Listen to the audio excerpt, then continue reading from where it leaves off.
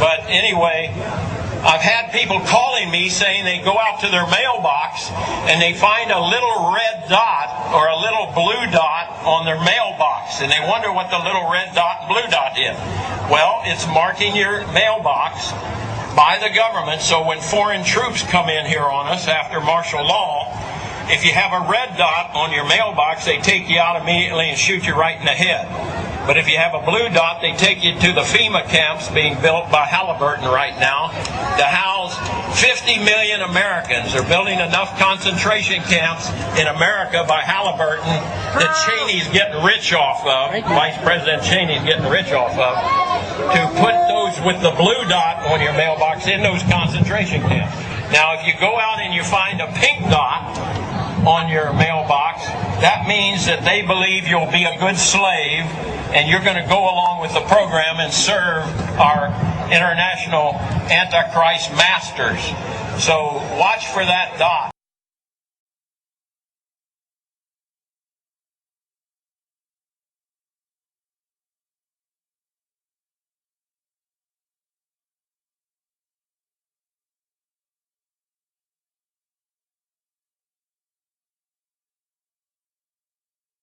Have you heard that the Department of Homeland Security has purchased 1.6 billion rounds of ammunition last year? I mean, that's going to cost millions and millions of dollars. Correct me if I'm wrong, but isn't this country broke? I mean, you turn on the TV, you hear how we're laying off air traffic controllers, how people are going to die because of it. I mean, Harrison Ford is in a tizzy, and we're spending this much money on bullets? Do you know that 1.6 billion rounds of ammunition is enough to fight a 20-year war and still have bullets left over? My question is, who is the Department of Homeland Security planning to shoot? Do you realize that over the past couple of months, our government has tried to pass bills through Congress allowing them to arrest American citizens without due process, allowing them to kill American citizens without due process? An ad hoc legal approach for fighting terrorism.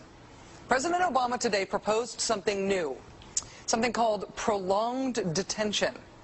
Doesn't sound that bad, right? Prolonged detention. Did you ever see the movie Minority Report?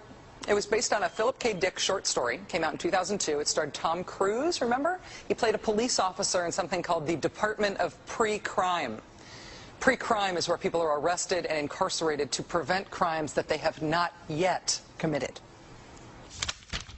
Mr. Marks, by mandate of the District of Columbia Pre-Crime Division, I'm placing you under arrest for the future murder of Sarah Marks and Donald Dubinos. Take place today, April 22nd, at 0800 hours, 4 minutes. No, I didn't do anything.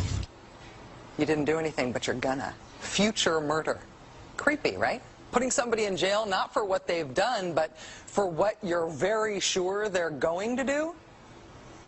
There may be a number of people who cannot be prosecuted for past crimes. In some cases because evidence may be tainted, but who nonetheless pose a threat to the security of the United States. We're not prosecuting them for past crimes, but we need to keep them in prison because of our expectation of their future crimes. Al-Qaeda terrorists and their affiliates are at war with the United States, and those that we capture, like other prisoners of war, must be prevented from attacking us again. Prevented. We will incarcerate people preventively. Preventive incarceration. Indefinite detention without trial. That's what this is. That's what President Obama proposed today, if you strip away the euphemisms. One civil liberties advocate told the New York Times today, quote, "We've known this was on the horizon for many years, but we were able to hold it off with George Bush. The idea that we might find ourselves fighting with the Obama administration over these powers is really stunning." And it is stunning. And it's got the 5 regions for the FEMA camps, and it talks about barricades and barbed wire and armed guards, and it says that they've built the camps and that now they need to get ready to staff them, and that they need to be ready within a 72-hour period. And so I want to challenge everybody to call their friends and their families now and realize that the new economy is to put tens of millions of people, we already have the biggest prison population in the world, in this archipelago, this giant chain of facilities all over the country. The following video details the contents of a Department of Defense document entitled Internment and Resettlement Operations, also known as FM 3-39.40. The document is 325 pages long and it is signed by Joyce E. Morrow, Administrative Assistant to the Secretary of the Army. It was created in 2010, however, has just been recently leaked to the public via the internet and can now be downloaded from multiple sources. In the description below, you'll find a download link for the document. I strongly encourage you to download it yourself and to verify everything that's being said here. The document outlines military procedures for internment and resettlement of civilians, and it describes the layout and the administration of these internment camps. It clearly states on page 38 that it applies within U.S. territory, and it specifically addresses the detainment of U.S. citizens, as is indicated by the identification procedures for new prisoners on page 146, which states that social security numbers are to be recorded alongside their photograph and fingerprints. Included in the list of organizations which may be involved in these internment operations are the Department of Homeland Security, FEMA, the Department of Defense, and the United Nations. On page 56, the document outlines the responsibilities of psychological operations officers within the camps, among which it states that a PSYOP officer develops and executes indoctrination programs to reduce or remove antagonistic attitudes and identifies political activists. On page 281, the document goes into more detail regarding the role of psychological operations within the camps, specifically in regards to pacifying the population and ensuring cooperation. On page 238, it gives the conditions for the use of deadly force in such camps. Among the justifications for lethal force, it includes to terminate an active escape attempt. That point right there should make it clear that these camps are not benevolent disaster relief type facilities. On page 244, the document calls for the use of snipers during riots to, quote, scan a crowd and identify agitators and riot leaders for apprehension and fire lethal rounds if warranted. On page 260, it shows the basic layout for a facility focusing on detainment. It is depicted with interrogation areas, tribunal areas, and mortuaries. Each detainment facility is designed to hold 4,000 prisoners, and they are depicted with multiple levels of barbed wire separating compartments within the facilities, with a double barbed wire fence enclosing them, and watched over by 24 guard towers. On page 261, the document depicts the layout for what they call civilian resettlement facilities, which are designed to house 8,000 people. Though it uses the word resettlement, the plans show multiple levels of barbed wire dividing the sections of the facility, with double barbed wire fencing on the outside, as well as 16 guard towers. On page 262, the layout for facilities designed for what they call non-compliant prisoners is shown. These camps are designed to hold up to 300 prisoners, they have 3 interrogation centers, and are guarded by 13 guard towers. Now, if there's any question whether these plans are active or just theoretical, this should be settled by the fact that the U.S. Army has been running ads for job positions in these camps since 2009, and apparently, they're still hiring. Once again, if you look in the description, you'll find all the links you need to verify this information. It's important to note here that this document was created in 2010, which was under the Obama administration, and it predates the NDAA of 2012, which authorized military detainment of U.S. citizens. This clearly shows a long-term agenda at work.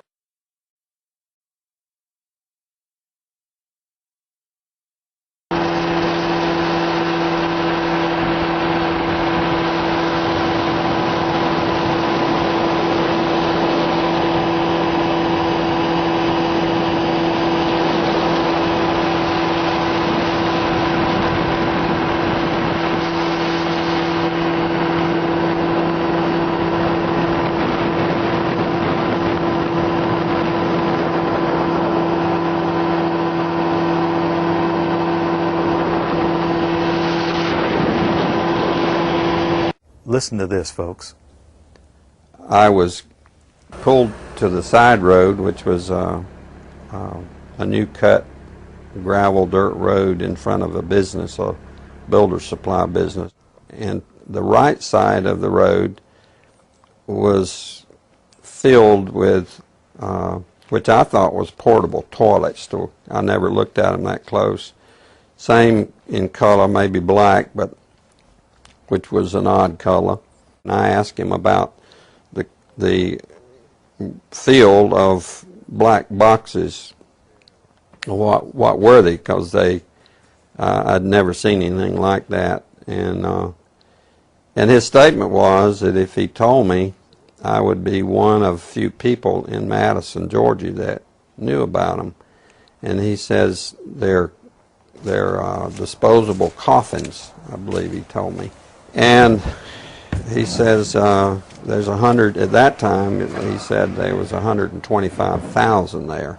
And the brother of the man that owns this field, that the government is leasing this field from to store these disposable coffins, this brother was given 3 years to set up temporary morgues around the country.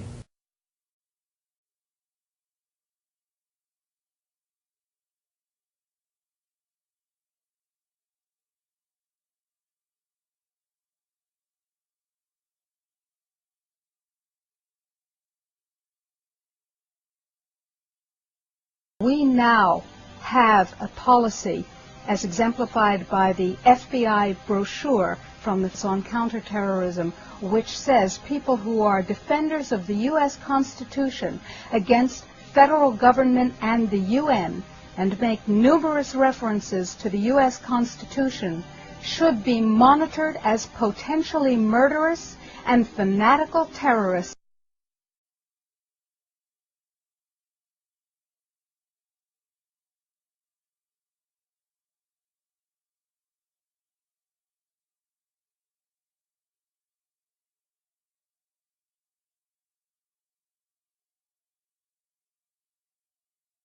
Department of Justice memo, which tells local police what should you be looking out for in kind of everyday terrorism prevention and terrorism watch activities. And one of the things that is considered a potential terrorist risk is individuals who harbor doubts about the official story regarding 9/11. The memo adds 9/11 official story skeptics to the growing list of targets.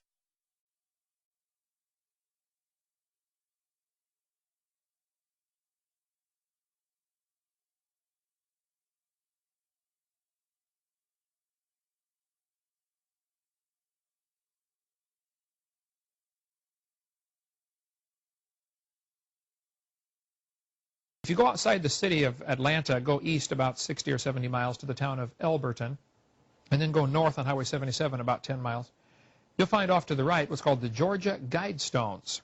It looks kind of like Stonehenge, these big, huge granite rocks set up there.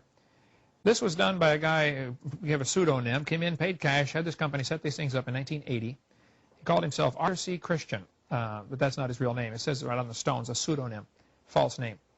On these Georgia Guidestones, it gives the 10 Commandments for the New World Order.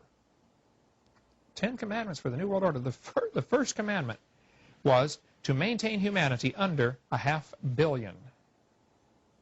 I went there and looked at those things and said, now, hold on a minute. Today's population is 6 billion. They want to maintain humanity under 0.5 billion. Looks like a lot of people got to die for their plan to work, which is, by the way, the plan.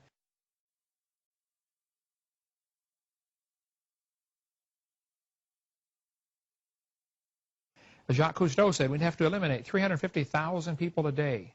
1/3 million people a day would have to be eliminated to save Mother Earth. Bill Clinton said we need to reduce the population of the Earth to 1 billion. There are a lot of folks who would like to reduce the population of the Earth. The Bible command is quite the opposite.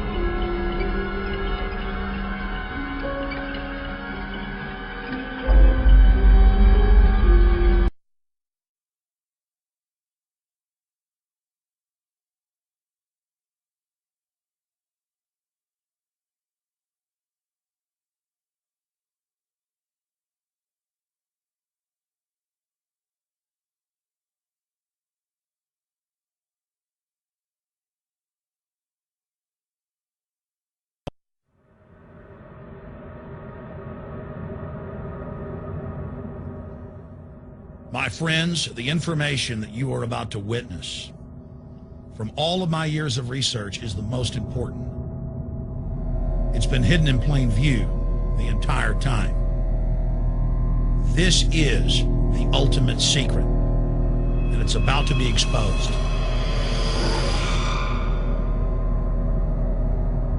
I have hundreds of government documents, textbooks, white papers, where for over 80 years, the elite of the Western world have talked about adulterating food and water to sicken and sterilize the population for the purpose of eugenics.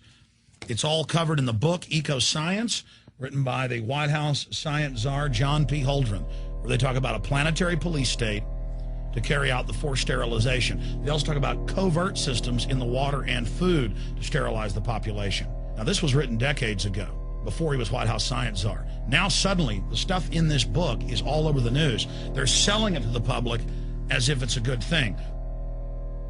You see here before you what an average person would buy when they went shopping at the store.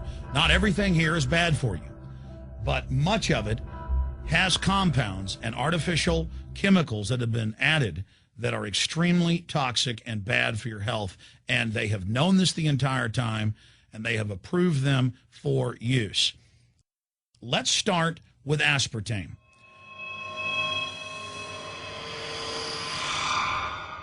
You cannot go to the grocery store now and buy any type of even regular sugar gum that hasn't had aspartame added to it. In the 1970s, Searle tried to get it approved, and they couldn't. It took them 3 separate times because in their own studies with monkeys, large portions of them that were fed it died and contracted cancer. Now we have mainstream news articles, and the EU has done a major study finding lower birth weights, early birth, and yes, miscarriages from women that drink aspartame-laden soft drinks like Coke Zero. What is aspartame? It is the fecal matter of the E. coli bacteria. They took it and genetically engineered it. They can feed it toxic waste, and then it defecates aspartame. And it has so many bad health effects, it's just unspeakable.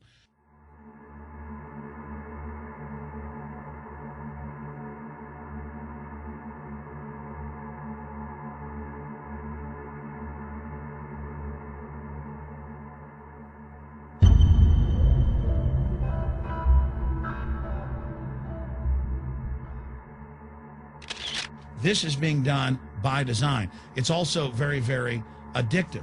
But let's just go ahead and move away from aspartame and talk about McDonald's and chicken McNuggets. Now, I remember a decade ago or so reading health advisories claiming that a form of plastic that's used in silly putty, basically a type of silicone, was in the chicken McNuggets, but also in many other TV dinners and other foods. It is illegal in every other nation in the world to add these chemicals to the food, but it's not in the United States. The big secret is all of this was done by design by the FDA. Look at all the drugs they've approved, and then it comes out later that they knowingly approve them when these drugs are causing heart attacks and cancer.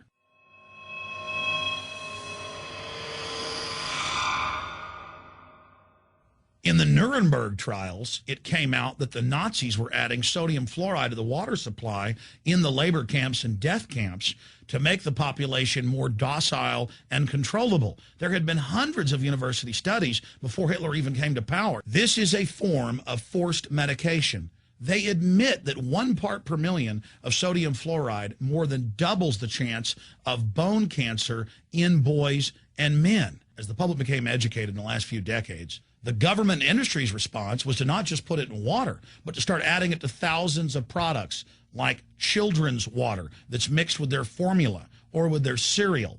They started adding as much as 900 parts per million in things like powdered eggs. It causes reductions in IQ. It increases sterility or lack of fertility, and it's being added to so many of the daily staples that we consume. We'll get back to food additives in a moment. But first, I wanted to look at genetically modified organisms.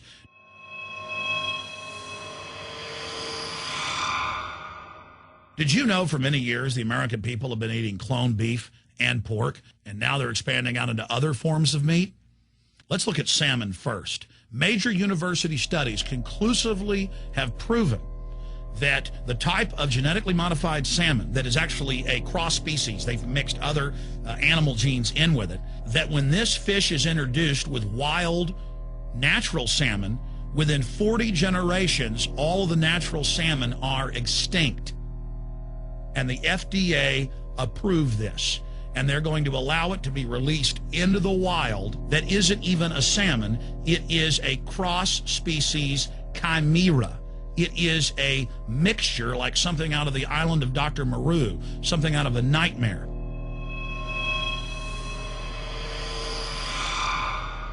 More than 85% of the corn now consumed in the United States, and it's also starting to trend that way in Europe and Canada, is genetically engineered. It grows its own pesticide within the corn kernels so that insects won't eat it. If the insects can't eat this and live, what do you think is going to happen when lab rats or humans eat it? We have literally hundreds of studies showing that not just Monsanto's, but other major GMO companies' corn, that's the majority of corn we're now eating today in the United States, has been linked to organ failure in lab animals. The studies also show massive increases in sterility in rats and guinea pigs that are fed not just GMO corn, but GMO cotton seeds. Studies in India, Germany, and the United States have conclusively shown that when they feed the cotton seeds left over from the cotton crop from these genetically modified varieties, that the cows are having miscarriages, they are having low birth weights, or in many cases, they're simply dying. And what is in most processed foods? Genetically modified cottonseed oil. Major studies are also showing that genetically engineered crops are killing honeybees and monarch butterflies. But they don't stop there. Now they claim they're coming out with a genetically engineered mosquito that's malaria-proof that they're going to release into the open biosphere. The very genetic code of the planet is being butchered in a hostile corporate takeover. Many years ago, an executive from Monsanto was quoted in National Geographic as saying that that is their program, that they want to basically have their crops and their organisms take over the entire biosphere of this planet. And the major genetic engineer companies have focused mainly on 8 major food crops. Now they're expanding out into hundreds and hundreds and hundreds of other plants, literally changing the genetic code of the planet. This is a genetic dictatorship. This is genetic vandalism. And that's why the Rockefellers, the United Nations, and others have built these giant armored seed vaults all over the world, not just at the Arctic Circle. And they admit they're doing it in case all of this gets out of hand, that they'll have a type of Noah's Ark. So all these fake environmental groups, they never complain about this. They never talk about true environmental degradation. They want to put a tax on carbon dioxide that humans exhale, that plants respirate from and carry out photosynthesis with, as a way to shut down industrial society and control every facet of our lives. That's the big secret. This is a population reduction program. It is an epidemic. The sperm count has dropped in the Western world exponentially. Even the government has been predicting within another generation almost everyone is going to be sterile. This is the globalist religion. This is their philosophy. They want the planet for themselves. The UN has said that their stated plan is an 80% population reduction. You've heard Ted Turner call us useless eaters and feeders and say that 80% of us need to be killed. You've heard Prince Philip say he wants to come back as a virus to kill the majority of the world population. Dr. Eric Pianka, Peter Singer, it's all over the news where they tell us that we should only have one child because more than one is bad for the environment and that the recession is good for lowering our carbon footprint. This is the big secret. We live in a scientific dictatorship, and the United States and England are the epicenter of this, and it's expanding worldwide. Remember all the secret testing, all the secret sterilization that went on in the United States and Europe. Remember what Hitler did. He learned all of that from the eugenicist and the Rockefeller family in the United States. This is a culture of death being pushed on you and your family. And even if you think the world is overpopulated, you need to understand that you're being targeted by this as well. Targeted by design.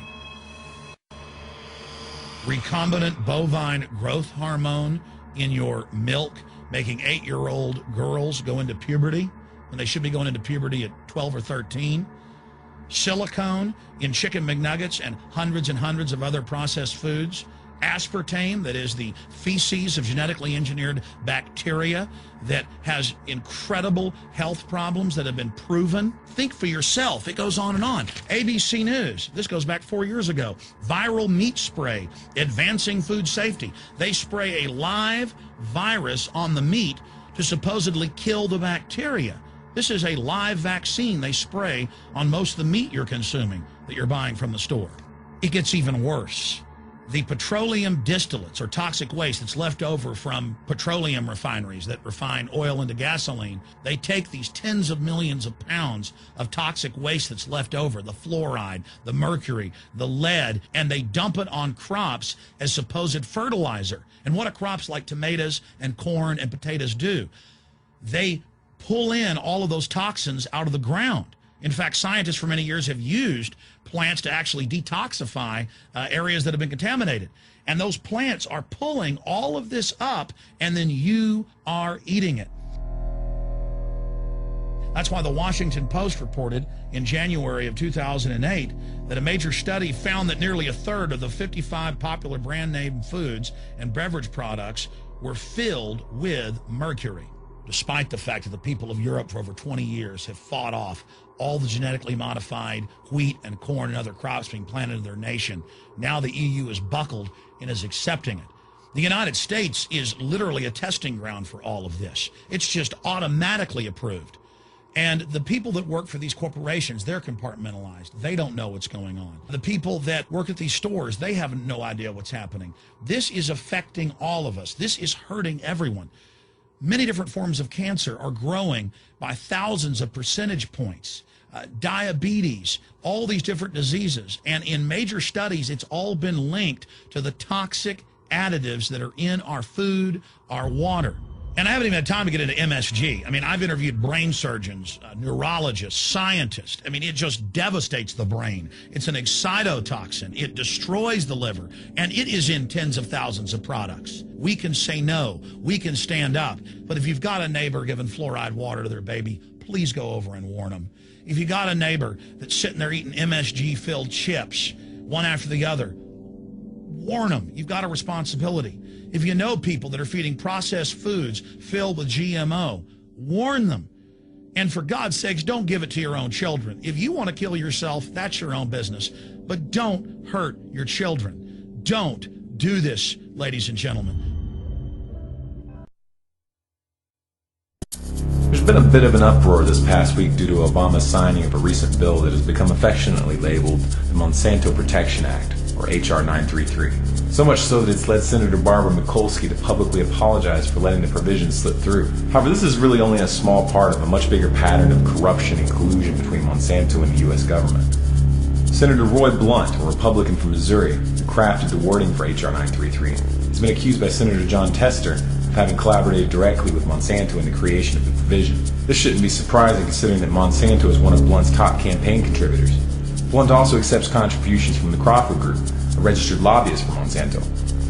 Now, the controversy in this bill is tied to Section 735, which is of course written in such a jumble of incomprehensible legalese that it's highly difficult to interpret. It's designed to make the eyes glaze over without registering that anything of significance has been stated. This is facilitated using a common legislative technique of referring to sections of a separate law, so that you have to go read the unintelligible fine print in that second document in order to understand what's actually being said.